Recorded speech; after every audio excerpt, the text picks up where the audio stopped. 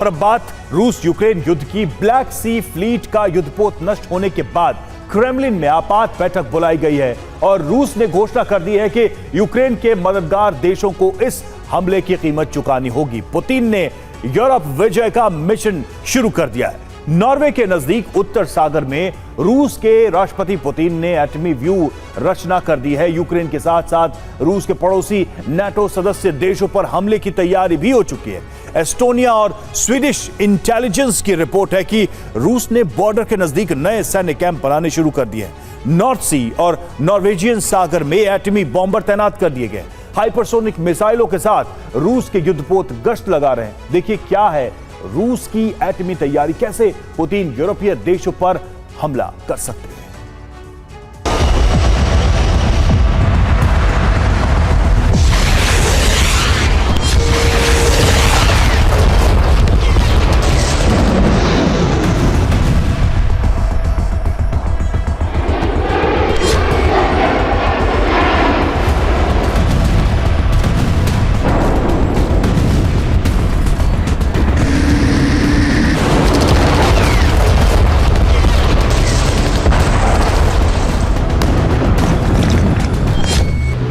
NATO border पर गश्त लगा रहे हैं रूस के न्यूक्लियर बॉम्बर। स्वीडन के नजदीक गहरे पानी में मंडरा रही है रूस की पनडुब्बी।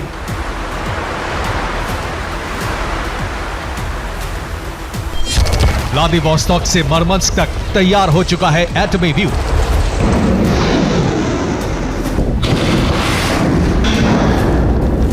रूस की सीमा से सटे देशों पर बढ़ाई जा रही है सैनिकों की संख्या।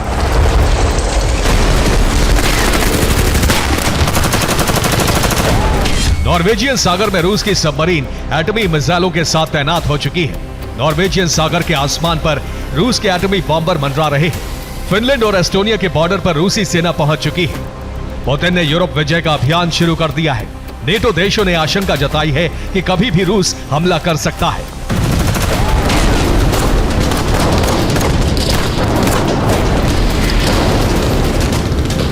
एस्टोनिया की खुफिया एजेंसी ने सबूतों के साथ नेटो हेडक्वार्टर को खुफिया रिपोर्ट भेजी है। रिपोर्ट में लिखा है कि पुतिन नाटो से युद्ध की तैयारी कर रहे हैं।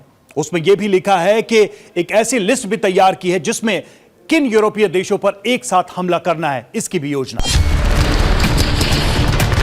यूक्रेन युद्ध में अमेरिका और यूरोपीय देशों की भागीदारी होते ही यह तय हो चुका था कि रूस का विजय रथ अब कीव में नहीं बल्कि पूरे यूरोप को जीतने के बाद ही रुकने वाला है।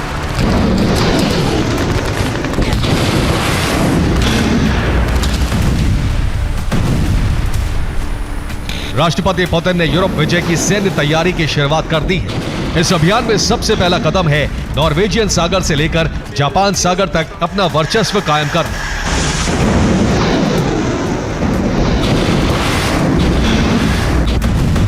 इस वायु क्षेत्र में पुतिन ने अपने एटमी बॉम्बर उतार दिए हैं।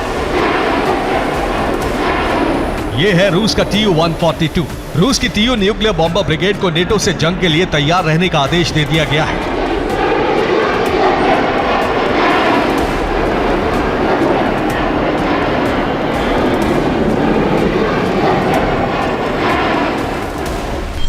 रूस ने 10 Tu-142 को नॉर्वेजियन सागर में उतार दिया है।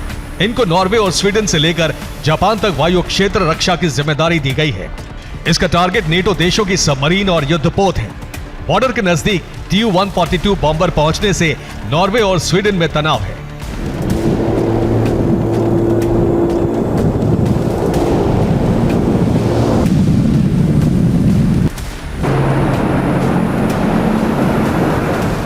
रूसी सेना का ट्यूपोलेव क्लास 142 एक घातक और लॉन्ग रेंज विमान है। इसकी तैनाती खास ऑपरेशन के लिए ही की जाती है।